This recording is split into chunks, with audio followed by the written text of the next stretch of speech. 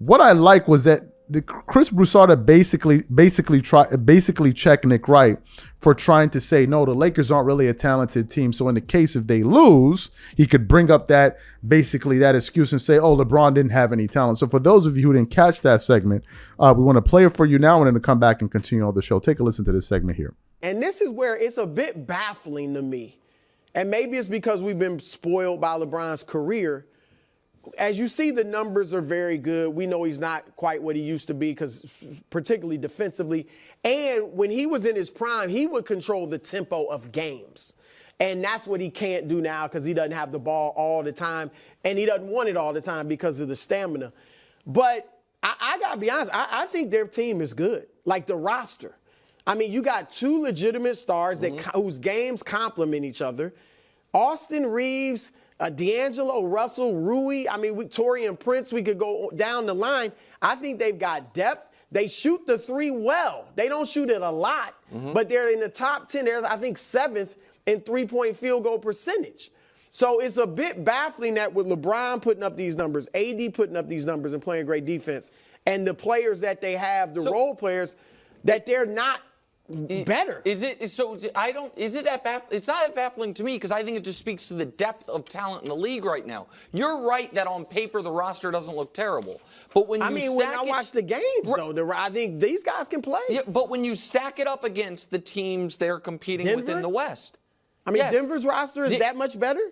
Yeah. Yes. After really? KCP's playing a huge role. Aaron Gordon, who is good. But nobody thought he was all that spectacular before. He's the third guy. So I think, but Denver also has the benefit of having the best player in the league, or certainly one of the few teams. They found a way to really play great team basketball. But so take Denver out of it, because Jokic, for a lot of people, is kind of a cheat code right now, like LeBron maybe a decade ago.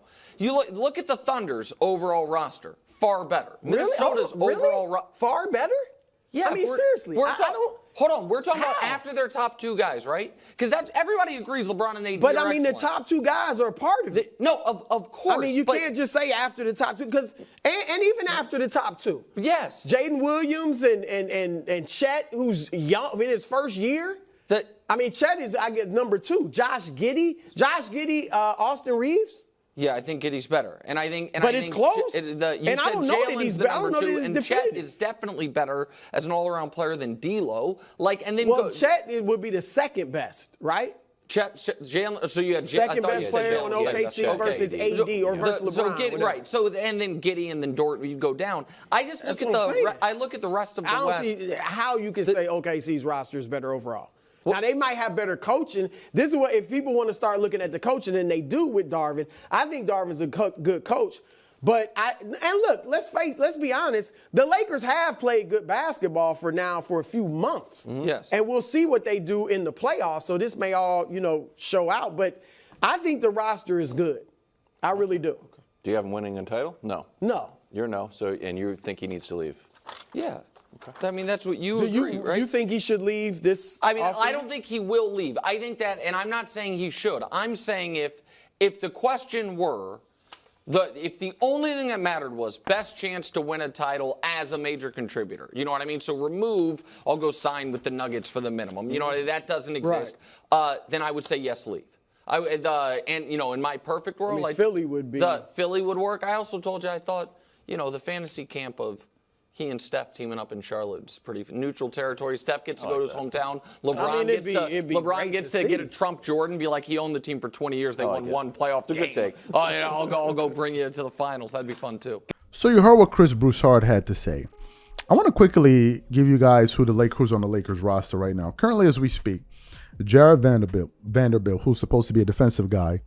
You have D'Angelo Russell. I'm just going to name the guys that we know, like the notable guys. D'Angelo Russell, well, you all know him. He just broke the record for the most three-pointers made by any Laker in the history of that organization in a single season. You have Anthony Davis. Cam Reddish has been up and down, according to some of the things that the Lakers have been saying. Gabe Vincent, who used to be a former Miami Heat, he's been injured as of recent, but they have Torian Prince.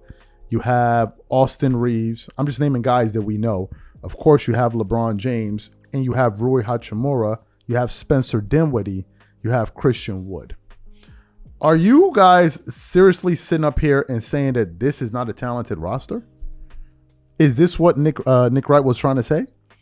I remember most people in the media, including Nick Wright and these guys, basically saying that they felt like the Lakers won the offseason with their offseason acquisitions. They felt like they actually built upon what they did on the team, built upon the team that actually went to the Western Conference Finals last year.